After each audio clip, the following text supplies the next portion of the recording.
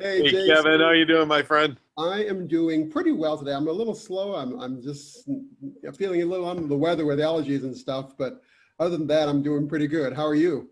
Well, it's kind of the same thing over here. I had to get up earlier than normal for me.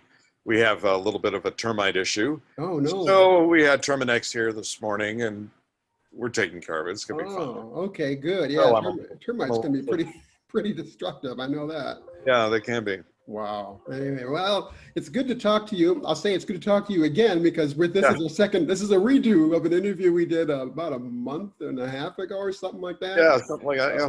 Yeah. So for those of you who are tuning into this, we actually did an interview about a month and a half ago, and the file was destroyed in a catastrophic failure of my external hard drive. So this is the sort of the redo, although we're just going to be kind of just kind of kicking back a little more and not being so formal and just shooting the breeze, and we'll find out a little more about James. JC, Well, I you are an author. That's primarily why I have you on. Although I know you do so much more, and I'm excited to get into all those things too. But let's start a little bit about telling the audience about yourself and your writing, particularly your fiction writing. okay. So I've also had problems with my external hard drive. I have all kinds of pictures and videos from Christmases past, and it's all locked up. Yeah. So I know what that's like. But on to the question. I've ever since I learned how to write, I wanted to write stories because I loved stories. I'm asthmatic, so I couldn't really get into sports very well. I tried, but could never really finish a game. But I had a very vivid imagination. Watched a lot of great TV shows and movies in the '60s that would spark your imagination. Ray Harryhausen movies and that kind of stuff. Great stuff. So 20,000 Leagues Under the Sea, anything Jules Verne, man, I just got really into it. So I started reading some more sophisticated stuff when I was young. Not quite my grade level. It would be above my grade level, and I would read stuff. And I'm kind of a slow reader, so I would read multiple books at a time and try to get through them. And I wanted to write. I wanted to tell stories. So I am the actual author of The King Tornado, which was a one-time release when I was 7. Wow. And I'm sure it got as far as mom and dad. They were my readers. Stapled together, little stick figures and everything. But That's great. that's what I did. Yeah. So I got into I got saved at 12 years of age. Okay. And at that time, I was also getting cast in a church production for Christmas. So I kind of got bit by the theater bug at the same time I found Jesus. Okay. So that just became a parallel kind of life, even though when I was in school studying it and in university studying theater, it's very different than what you usually get through church theater. Sure. But I learned a lot about storytelling because as an actor, you got to do a lot of the same kind of things that you're going to do for your characters in your fictional writing, the same kind of questions that you ask, that kind of thing. Sure. And I got involved with a lot of ministries that had not just theater, but music. I play bass and I play acoustic guitar. Okay. So I got involved in worship leading and also in supervising worship leading. And I did that for quite a few years. And I did theater, professional theater, for about 25 years. I had a professional theater career. Also, I had a day job because even though it pays, you're not always working. You just didn't get that one gig, or they had somebody else in mind. That's how it is with the acting thing. But I wrote some plays, and I got hired to do that because one of the plays I wrote was a Christmas comedy for the theater company I was working with. Okay. And it not only broke even, it brought in extra money, and it was a nonprofit organization, so we were able to pay everybody. Wow. And it was a one-time production. We only did it one day. and it was standing room only. And that kind of gave the artistic director this kind of faith in me to pick up on doing some other things. So we did a production of Treasure Island that was a musical, and I was the lyricist. So my music got involved in that. And then they hired me to do their version of A Christmas Carol, and this was back in 1998. And they're still doing it, except last year and this year because of COVID. Other than that, it's been running clear on 22 years, I think now. Wow. That they've been using that one. And then there's a good friend of mine who was a youth pastor. He's now a pastor. But at the time he was working out more toward the Pasadena area from where I am, and hired me to write a Christmas musical, but it was their story. So it was basically like ghostwriting. Okay. It was really, they really took good care of me. And they did that show for about 4 to 6 years. I don't know if they're still doing it. That church is still doing it. He's moved on to another church to pastor. Okay. And then I got involved at my church with the production ministry, which is big. They've got a whole costume shop and storage space for sets and all kinds of things that you would see in a theater company. So they really took that kind of work seriously. I was very impressed with the Passion Play. I went to see it. And so I thought, well, this looks like a place for me. So I started going to that church regularly and got involved. And they brought me in not only as an actor, but also sometimes as a co-director.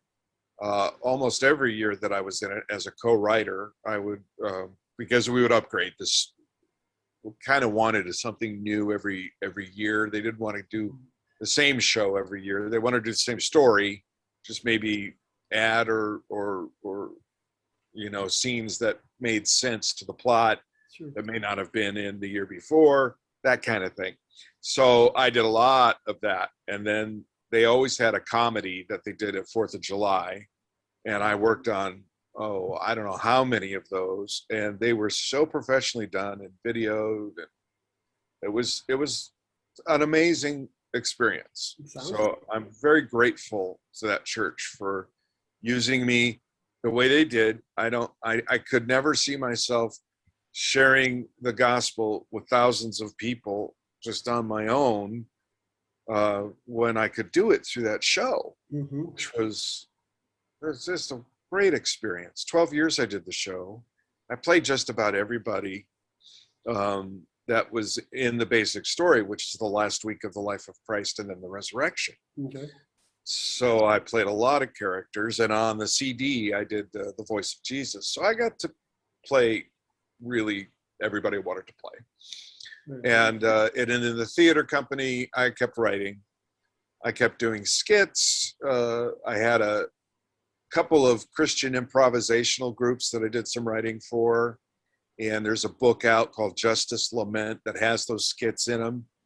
That needs a revision because I misspelled forward. Which is, if you know, being a writer, that's a big faux pas. A surprisingly common mistake. Surprisingly. Yeah. So I know you and I are both involved on Facebook on Christian Writer Support Group, I think, right? Yeah. And I mentioned that to Lisa, who's one of the admins, and she says, "Oh, that happens all the time." Yeah, all the time. Yeah. Well, that's great. So then I went to college with a young lady named Melissa Crook. She married Todd Schaefer, good friends of mine. Okay. They started doing some animation up in Canada because he's an animator and they needed an animator for some commercials. Well, that turned into more work and turned into more work. And now he's just been there for, I don't know how long. Wow. And he hired me to write the lyrics for their animated musical, The Promise, Birth of the Messiah. Okay. Going to be just new videos released later this year because they ran out, sold out.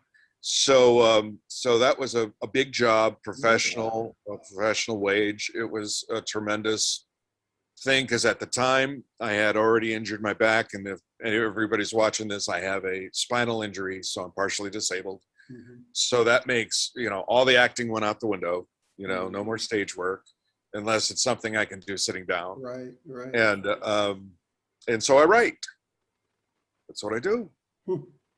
Wow, that's a pretty fascinating summary of your writing life. Let's go back a little bit to you mentioned. I know you and I should probably share a lot of things in common as far as our upbringing and our creativity and the evolution of our creativity and everything.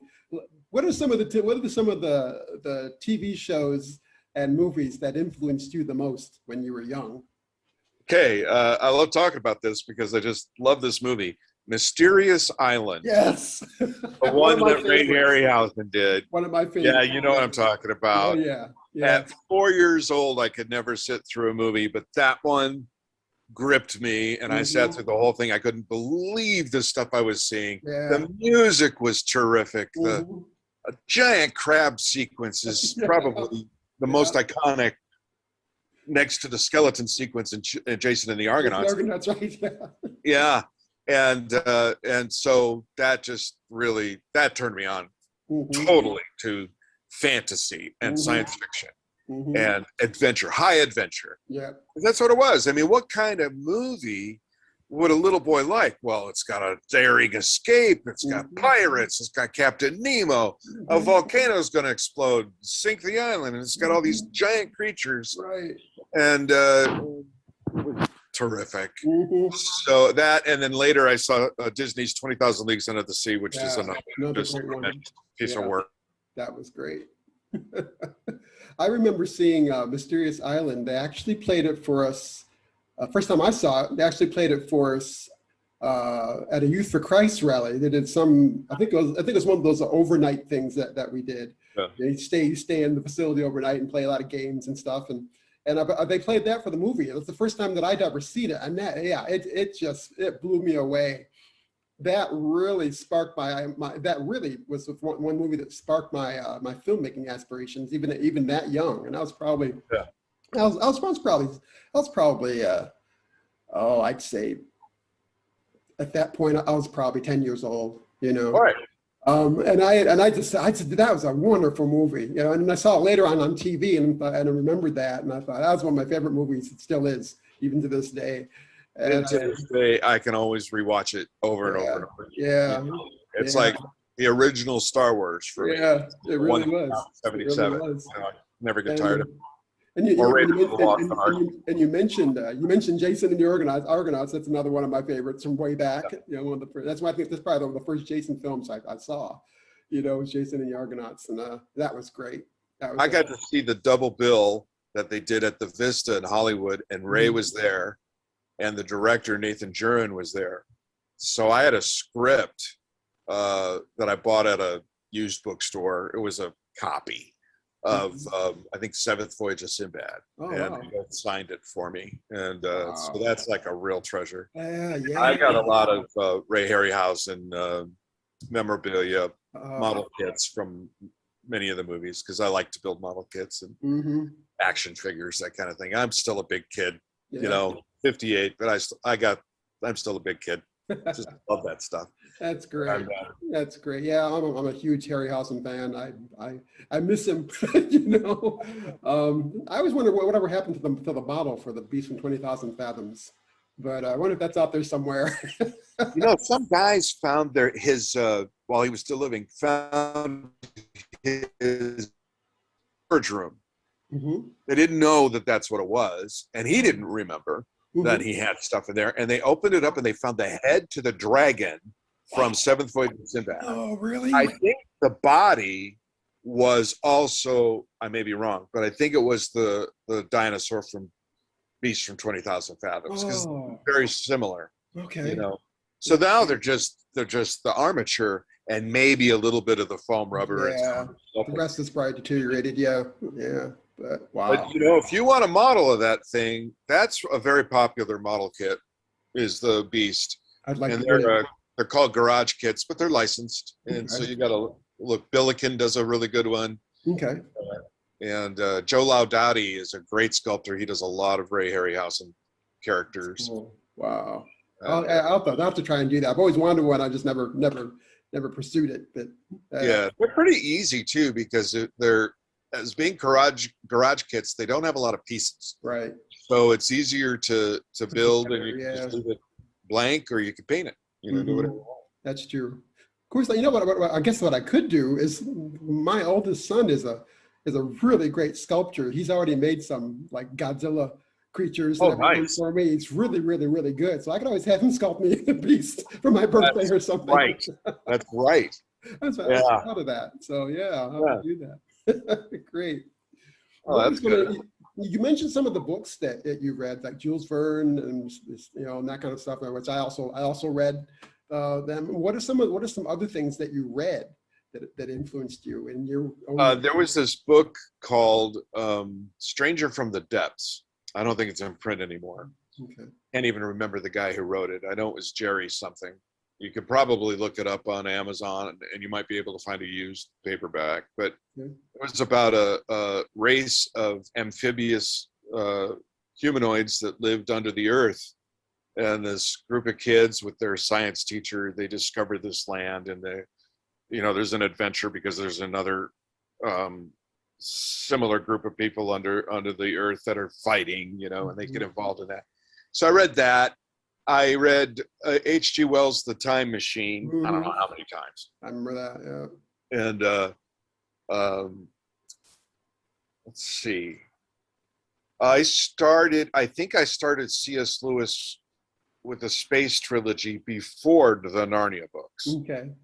Out of the Silent Planet and Erlandra and That Hideous Strength. Right. Now, I stopped reading That Hideous Strength because he mentions in it, and of course it bothered J.R. Tolkien that he did this, but he mentioned Middle Earth in the introduction. So I thought, well, I better read. My youth pastor was really, really a great influence on my writing, and he really wanted me to read The Lord of the Rings. So after I read The Lord of the Rings, I went back and read That Hideous Strength. And it's interesting that book in and of itself is a satire. Okay. And so when people read it and they don't know that, they go, well, it doesn't fit with the other two books. There's only one character. He's not in it that much. And it's weird. Well, once you know it's a satire, he's satirizing literally a totalitarian government over England. And it's very prescient to what we're hearing and seeing today. So I would suggest to anybody when they read that, remember, it's a satire, but it's very rich. Okay. So, and then I got these books for Christmas from my oldest sister, who was just here, and I was hoping she'd stay, but she had to go. But she got me those books for Christmas. The Narnia books. I read Lion and Witch and the Wardrobe in one day. And then she got me the other books, and I just can't remember which ones I started first, but I know I did the Lord of the Rings last, and that became, I look at that as Tolkien did. It's one novel that had been divided into 3 parts. Right. And that's what the film is like, and that has now become as a favorite to me as Mysterious Island is. It's the extended version of the Lord of the Rings. I can understand that. Yeah, beautifully done. And so I read that book and was amazed. I was just amazed at the creativity. And these men were men of God. They knew the Lord, and they had some feeling that they had to say something. And the best way to say it would be either in a fantasy or a children's story or a sci-fi story. Right. And that's how I kind of feel. My imagination is pretty good. And I like fantasy. I like fantastic things that aren't part of our normal everyday life. Right.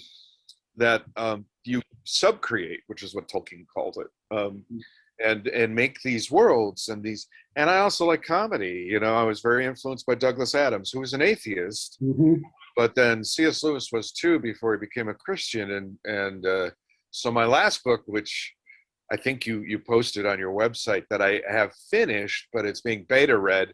When I market it, I market it as a cross between C.S. Lewis and Douglas Adams, because it has that humor, but it's a Christian book. Right. Oh, Right. what if the two of them met each other and said, "Let's write a book together"? What would it be like? Yeah. And that's how I kind of get people to read it. That's great. Well, let's talk a little bit about that. It's called Inner World, Yeah. Grand Light Story, correct? Yeah. Okay. I might change that to Great Lights because somebody said it's kind of hard to say out loud. Yeah, it kind of doesn't roll off the tongue very well. Right. But Great Lights might. Well, Aurora is the town I was born in, and in Illinois. Okay. And it's not as small a town as it used to be. And I lived in North Aurora most of my young childhood, and then we'll go back and visit every summer after we moved down here. So, like Ray Bradbury would always use his hometown in Illinois for all his stories of a child going through things, or adults having fantastic adventures. I thought kind of a tip to Ray Bradbury would be, I'll set my humor, my comedies that are going to be satires on my favorite genres in Aurora, but I'm not going to call it Aurora, which basically means Great Lights. It was the first town in Illinois that had streetlights. Okay. So that's why I called it that. So I'm told. I don't know if that's true or not, but that's what I'm told. Anyway, I loved that little town, and I have very fond memories of it. And so when I read Dandelion Wine by Ray Bradbury, it was just like my hometown, and I thought, wow, and that's a slice of life story. That's not a fantasy or an adventure. It's about a kid and his relationship with his grandparents, and it's a sweet story. Yeah. And in any case, that's where Grand Lights came from, and probably will change it to Great Lights. It depends on, I think Grand Lights has a bit of a satirical ring to it. I know it's hard to say, but these are satires. They are meant to be funny. They're not meant to. I can see either. They have a message, but they're not. One of the ones that I published, Tales of the Astroforce, was based on a musical I wrote. And it's really not for kids. The main character in it is a buffoon. He's not a hero. He's supposed to be. This is a satire on radio shows and movie serials of science fiction from the 30s, where there's no science at all, and there's a lot of sexism. Okay. And it's a satire that's like a mark against that kind of thing. And he is an idiot, basically a genetically engineered idiot, and he's a male chauvinist. So there's material in there that I thought was important to write, even though it's a comedy, and I felt was important to kind of show the narcissism of this character. Sure. And as a negative thing. So that's a warning to anybody who thinks they're going to be picking up something like Inner World. Even though it mentions Grand Lights in the book, it's set in outer space hundreds of years from now. So. Right. And it has adult material intentionally to bring light.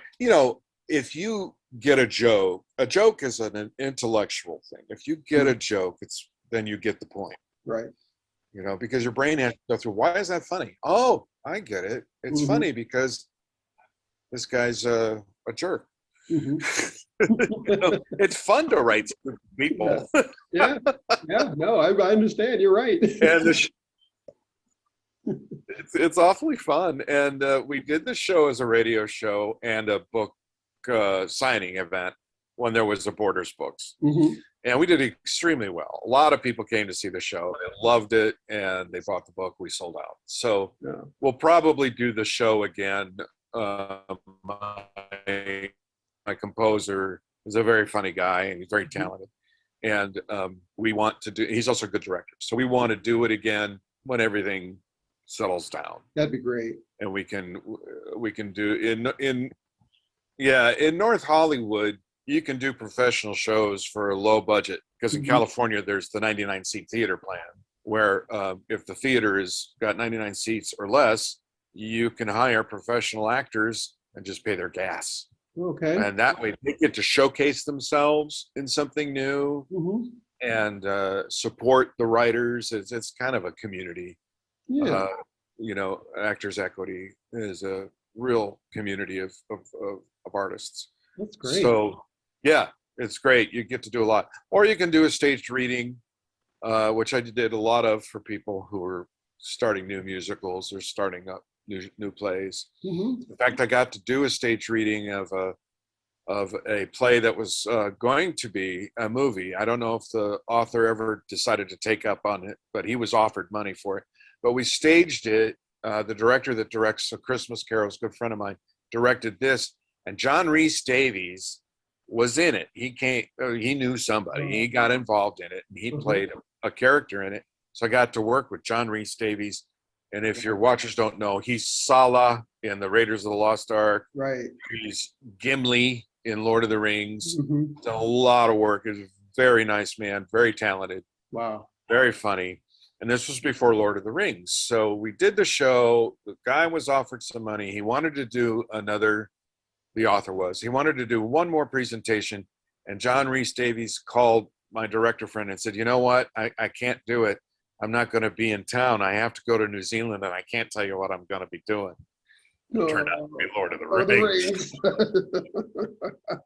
Wow. Wow. That's great. Terrific. Mm-hmm. Disappointing, but at the same time, it's pretty great, that he was interested in being in it, So, yeah, and then it was so much fun. I sit backstage and do Sean Connery impressions. It's hilarious. It was hilarious. That's great. Oh yeah, he's one actor I would love to meet, because he seems like a really fantastic person. Yeah, and he's very professional. I mean, and you can, when a person is that professional and that laid back, that's a great combination. Yeah. Because you can work with actors who are very professional, but they're very nervous. They don't either like to do live performances, or they're just, maybe they got into acting and didn't realize how vulnerable they would have to be, and that's a tough thing for a lot of people. Yeah. In fact, it's even tough for me, that part, vulnerability part. I had to go through acting classes to learn how to access all that stuff. So that's probably why I'm such a goofball. But, I hear you. oh yeah, I mean, you have to do it. It's your job. So that also gets transferred into the writing too, because you're creating characters, as you know, and you're creating characters that have characteristics that need to have a desire and a want, but also a need. It can be the same thing, but it can also be different. And something in their way of getting it. So like in Momo, you have your father-son relationship. And I'm still reading that, by the way. Oh, thank you. Also reading Caleb Kaltenbach's Messy Grace, which is a lifestyle book. It's a Christian book. It's not a fiction. Highly recommend it. I don't know if you mind me dropping his name, but he's a good friend of mine. I worked for him in the church as a worship leader and as a worship director, and he's got a great sense of humor. But this is a very serious book about dealing with people of another lifestyle, and how as Christians we can love them and not be afraid of them, and still keep our convictions and still obey the Lord. Interesting. It's a brilliant book, brilliant. Timely. So impressed. Yeah, sounds good. So he might be somebody you might want to get in touch with, but he does a lot of touring. He speaks at a lot of colleges and stuff. Okay. So Yeah, he gets out. Sounds good. Sounds good. Talk a little bit about there's always an ongoing debate among Christian creatives about what might be called objectionable content. Yeah. It could be language. It could be situations. Should Christians include these things in their work and that thing? I got hard. Yeah. So it depends, I think, on how you do it. Everything's about your skill. So I got hired by a couple that do, or at the time did, Christian movies. He was involved in Hollywood for years as a set designer. He passed away, I think, 4 years ago. But he also designed the set for the Passion Play and wrote the first text that we used. Mhm. And I worked for them on a lot of short projects, both in front and behind the camera. Mhm. So his wife, Jennifer, is also a friend of mine, wanted me to do a novelization of a screenplay she wrote. Well, in my first draft, I was just coming up, and I know they weren't good words. They're not words I use in life. But for one of the characters, there were some expletives. And I Mhm. told her, I said, this is not going to be in your final draft. I just have to figure out a way to convey this without, going to the I think, really cheap, where you use an alternative word. I don't like that. It would be a lot easier for me to say a stream of expletives came out of his mouth Mhm. rather than actually write the expletives, which is Okay. what she rehired me to do it again over the summer. And it ended because she, unfortunately, her employer had passed away. So we'll pick it up again when she can do it. But now she knows it's going to be as Christians, as gospel oriented as we can. I created a new character for it. I need to let her know when I'm making changes to her story so that she's comfortable with it. But she so loves the Lord that she's, I made it a redemption story for a character that in the screenplay doesn't get redeemed. I think it's left open for a sequel, but in the book he does, and that's the main thing, is his salvation at the end of the story. So hopefully we'll be able to pick that up. But yeah, I think you can, as a writer, write a deep and meaningful story about people who are imperfect. They may or may not know the Lord, who have bad habits, who do bad things, and still be able to get away with not using four-letter words, not getting very descriptive about maybe a sex scene. In some stories, they have to happen if the person gets in trouble, or, you couldn't have James Bond without that's his Achilles heel. Yeah, right. In the movies it's glamorized, but in the books it always got him in trouble. Right. Where he nearly got killed. So that's one of the things that I learned about from reading Ian Fleming, is how, it's kind of off the subject, but how detailed he could get in one sentence without making it a long sentence. Very pithy, but you got everything that he wanted to say, including the surroundings, the environment. Not necessarily, I don't know if I should say this, so maybe you can decide to edit it. He wasn't necessarily the nicest guy in the world, but quite a writer. His skill was unparalleled for that purpose. Sure. But yeah, I think you can. If you look, I'm started working on a play about Samuel, the king. I wanted to do a David play, but everybody does a David play. Right. I've got all this Shakespeare experience behind me, and I think that the book of Samuel has a Shakespearean flavor. And I think Saul is what I meant to say. I want to write a Saul play. King Saul is a tragic figure. Right. He does terrible things, which will be in the play. I played Judas in the Passion play. That was the last stage production I did, and that was I wrote the monologue for him after. In the Bible, he's not just possessed; Satan enters into him. So it's a major deal. So we staged a pretty scary thing. In fact, to the point where I think the pastor was like, "Let's not do that next year." A little too much, a little too intense. Things with my eyes and all kinds of stuff that looked just really creepy. Yeah, it was intense, but very important. That character has to do what he does.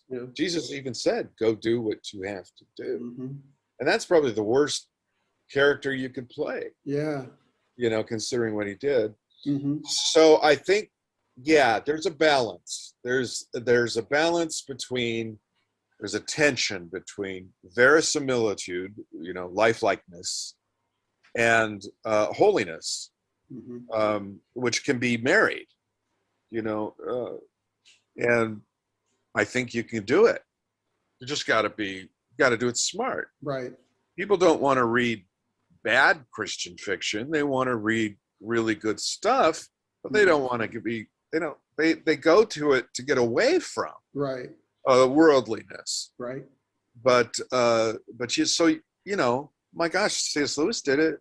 J.R. Tolkien did it. Frank Peretti does it. Mm-hmm. I mean, there are a lot of people that are successful writers who are good writers who know the Lord. Now, I hear John Grisham's a Christian. Yeah, I heard that too. And I liked his books. I don't recall anything objective. Yeah, Objectable. Yeah, I don't either. I can't remember it. And so that doesn't mean it isn't there. I just don't remember it. It didn't impact me. Right. So, so there you go.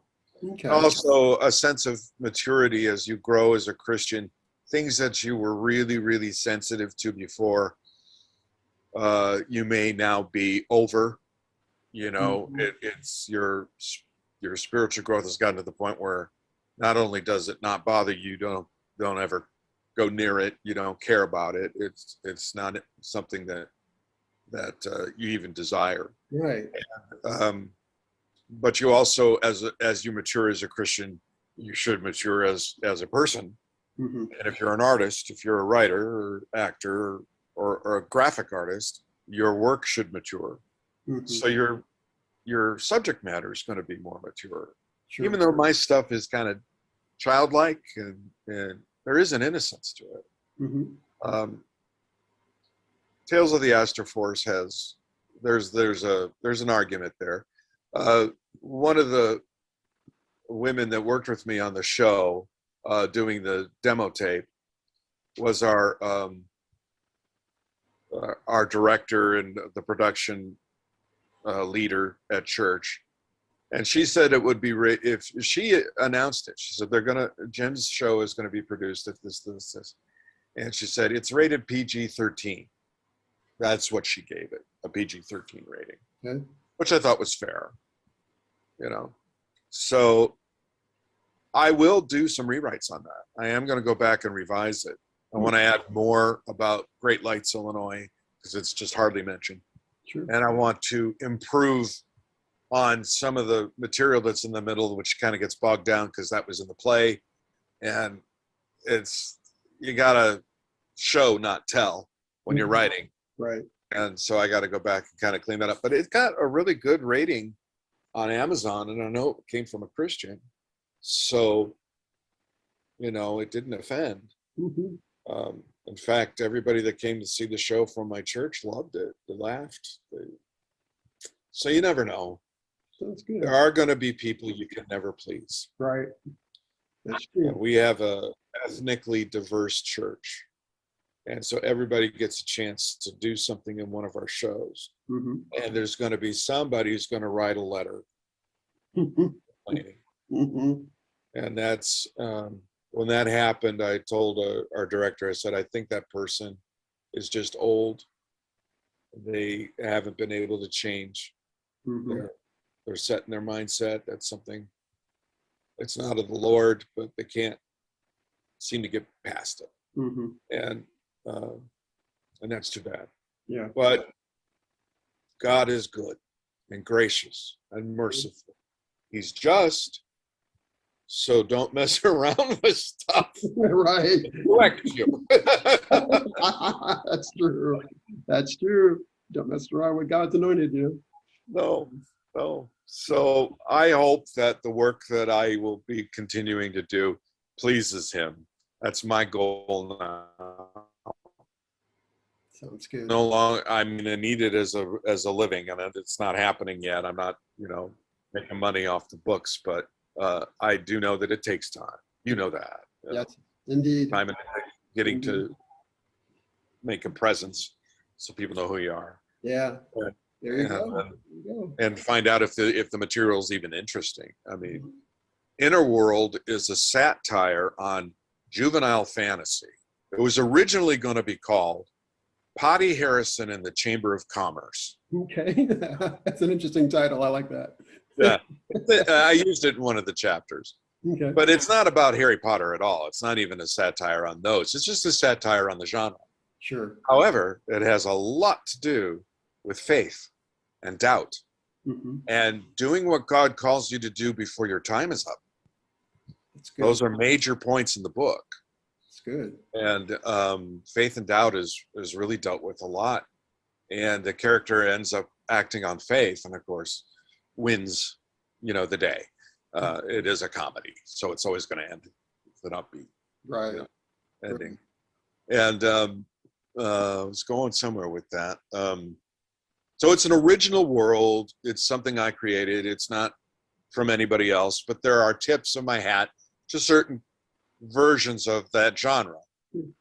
So, you can kind of recognize a little bit of Journey to the Center of the Earth. And probably recognize a little bit of the Silver Chair. Certainly nobody's picked this up. And so it's a secret between you and me and your listeners. There are 3 characters. Now, everything's organic in that world. Even the boat that they travel on the water, is alive. The boat's name is Forest, because it's a forest with trees that look like masts. Okay. And the 2 people that pilot it are Ray and Ray. One Ray tells stories, the other Ray does the puppeteering. There you go. Does it in such a way that you can't see the strings. So who are those people? Ray Bradbury, Ray Harryhausen, and Forrest J. Ackerman. Right. That's great. Steered them wherever they went on their careers. That's pretty cool. I like that. That's very clever. So, yeah, I'm looking forward to finishing that. I started it. I think I've read about half of it. Oh wow! I'm still on like chapter 3 in Momo. Well, they're good. Hey, they're making progress. So that's good. Yeah, I'm making progress. But yeah, I got to go back and finish one. I can find time to read again with everything else going on. I'll find time to go back and finish that and read Astro Force if I can find it. So that'd be pretty. Yeah, yeah, you can find it. It's on Amazon, and if you want a signed copy, I'll get you one. Oh, cool. I'd be honored. That'd be great. So, any other novels that you have pending? Yeah, I have. I hope still an agent. He's a great guy. He's a Christian, and he has a great sense of humor. But he's been waiting on a book I promised him a long time ago. That is it's based on a play I wrote. The play is in my collection of short plays for church groups. But I'm making it into a novel, and it's called, and I can say this as everything's copyrighted already through the play. It's called Jet Powers and His Amazing Space Badger. And it is a satire on superhero stories. Oh, nice. But it also has time travel and outer space characters and eschatology. Okay. Because Alien thinks he's the king of the universe. That's a narcissistic, excuse me, he is. And it's very funny because he's not. So he's not really the Antichrist. But at the time that he starts taking over everything, we don't know. I see. What he is yet. And so it's all in pieces. I don't know how you do it, but sometimes I'll all of a sudden come up with a chapter and I go, oh, okay, that's going to come in later. And I put it over here in another folder. I keep everything on the computer and put it over here in another folder. And then when I'm ready to put the pieces together, then I kind of link them. Yeah. I work similarly. Actually, I write out of order. I write according to what scene or chapter is strongest in my mind at the moment, and I write that, and then I'll put that put that by itself, and then the next one that's in mind, I write that, and in the end, I just start compiling them together. So that's exactly what I've done with this one. Inner World just went straight through me from beginning to end without any real changes until editing came. My agent was really good about that. So hopefully this will be finished before the end of next year. I mean, I've got a lot done, but it's still got to get pieced together. Still got to piece it together. Then I started a screenplay, which now I'm going to make into a Great Lights story about a haunted house. Because that's another favorite genre of mine is thrillers like Momo. I love those kind of stories. So this one is also going to be a comedy, and I've got some really good dialogue already done and an idea for a cover. And I've kind of teased it a bit in some of the writing groups that's going to be in the series. Very good. And I'm going to change a children's play I wrote called Elves. I think I told you about that one. Mhm. I'm going to change that into a book, and that'll also take place in Great Lights. So you'll have a history. You'll have turn of the century. You'll have the 1940s. You'll have current, which is Inner World, and the Haunted House one. And then you'll have the future, Right. which is Tales of the Astor Force. And Cool. I'm going to change that title to The Chronicles of Captain Phil Beauregard. That's the name of the character. Okay. Astor Force sounds too close to Space Force. And Yeah, I understand. Very good. Well, that is pretty cool. Well, where's the place online people can learn more about you and your work? you can always look me up on IMDb. There are a lot of James Egans, and only 2 of them have a photograph. Good. And mine's the one with the beard. Okay. And my resume's on there. You can click on there, and if you're a member, you can find out a lot more about me. But if you just want to read the bio, you can read it there, and you can. I mentioned the books that are currently available, and you can also go to see my resume. And then I don't have a website yet because got to get that money to build that website. But you can also follow me on Facebook. I don't have, the only handle I have is James Egan. So there's a lot of James Egans on Facebook, but maybe, I don't know if you can do this, but click on my name and get the URL. Yeah, I can do that. I can add a link in the video description and everything. Yeah.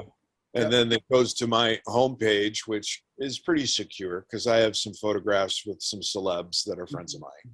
And I don't want that to be taken advantage of, but then they can block anybody they don't like. But It's true. in any case, that you can see a lot of the photos of the work I've done over the years. All right. So but as far as my new career choice, this is how I'm letting people know, is through podcasts. Todd Schaefer did one with me over the summer, and Creatively Christian did one, and I think everything's dropping in September. So All right. Well, very good. For Christmas. So Yeah. buy a couple of my books and read the other one for free. All right. I sure will. I think that's great. I'm excited to talk to you.